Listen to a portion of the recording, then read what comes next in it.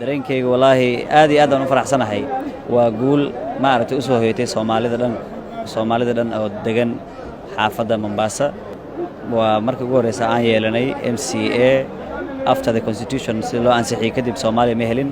waxaan kaliya midda kalena waxaan noqday maaragtay MCA ga kaliya xisbigan ODM ku soo baxay tartanka oo nominationkii hore xafadan waa tahay marka guushaada maxay kaaga dhigantay والله جوشان وجول إجارة الصومالية دن وان أدي أدنى فرح سنة هاي جوشان وجول ما أركتي أو تاريخي وجول أن سجيني وحن مع جودي أيام كجرني مارتي سنة مدة سنة جولة دان مارتي وحن كجرني إزديارين وإزديارين قبل بق كان بين علوس أيام سميني كدينا هذا وحن كلو هم بليالنا هاي الصومالية دن بس وحن كلو كشكرن لهاي لأن هذا الصومالية أو مباسط دجن aad ay u caawiyeen aad ay la istaageen waxa tiri Soomaalida halkan ku nool oo dhan way garab istaageen oo doorashadan aan ku guuleystay iyaga qayb weyn ka qaatay walow cod ahaan aysan sida u tiro badnayn maxaad leedahay Soomaalidu ku midoobeen wallahi Soomaalidu waxay ku midoobeen markay arkeen maartay istaraatiijiga la imaaday markay arkeen campaign-ka sameeyay dhalinyarada waa ku qanceen waan kalsooni weyn ayay maartay ayay igu muujiyeen marka ayakana waan aad ayaan ugu shukrinayaa mid kale waxaan leeyahay Soomaalida ku nool Mombasa mar walba waxaan aragnaa xaafad walba waxaan ka taagan laba qof oo Soomaali laakiin markaan xaafadeedu waxaan ka taagnaa hal qof oo Soomaali aniga kaliya ayaa musharax ka ahay xaafadaha kale laakiin waxaan ka taagnaa maartay ugu yaraan 3 musharax marka waxaan isleeyahay 5 years from now maartay inaan isku imaano oo aan ka tashano barnaamijka yani aan ka tashano maartay si aan maartay kuraasyo badan maartay ugu qaadan lahayn magaaladan laakiin Soomaali kaliya kuma codeyn Soomaali tartan adag nagu jira dadkii u codeeyay 90% waa dadka xaafadda degan oo Maswaaxiliga waa campaign-ka sameynay waliba wuxuu ahaa campaign maartay oo ayaka maartay aan aad u beegsaday waa xaafadda ay iska leeyahay waa Soomaalida kuma badno xaafadan la isba dheheen Soomaaliya ay ka soo galayo waxaan maaragtay markuu warayso horta cunsurnimo ay ugu bilaabeen kadibna aad ay soo dhaweeyeen markaan maaragtay campaign door to door sameeyay oo aan maaragtay tujiyay inaan maaragtay ka soo bixi karo kaalinta MCA adiga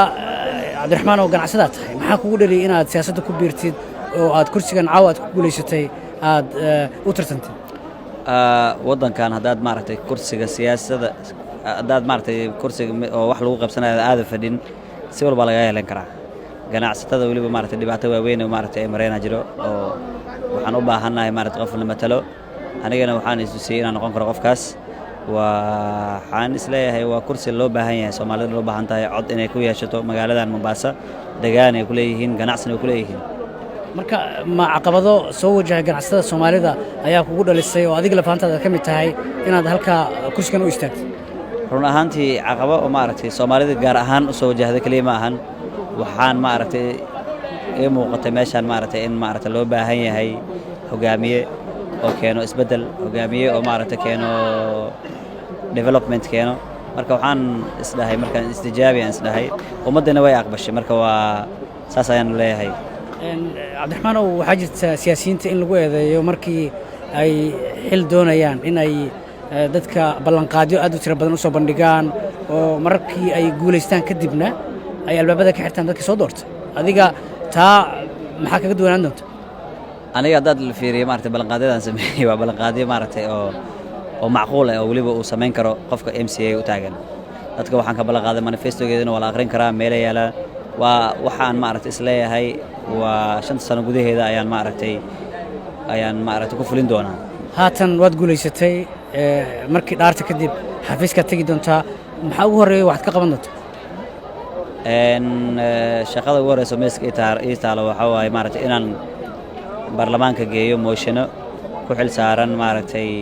wax la yiraahdo waa development fund waa qofka markuu MCA yahay wuxuu u baahan yahay maartay awood dhinaca qarash la siiyo suu maartay u sameeyo maartay development la yiraahdo marka mooshinka ii horeeyo maartay ii yaalo waa mooshinkaas ayaan keenaa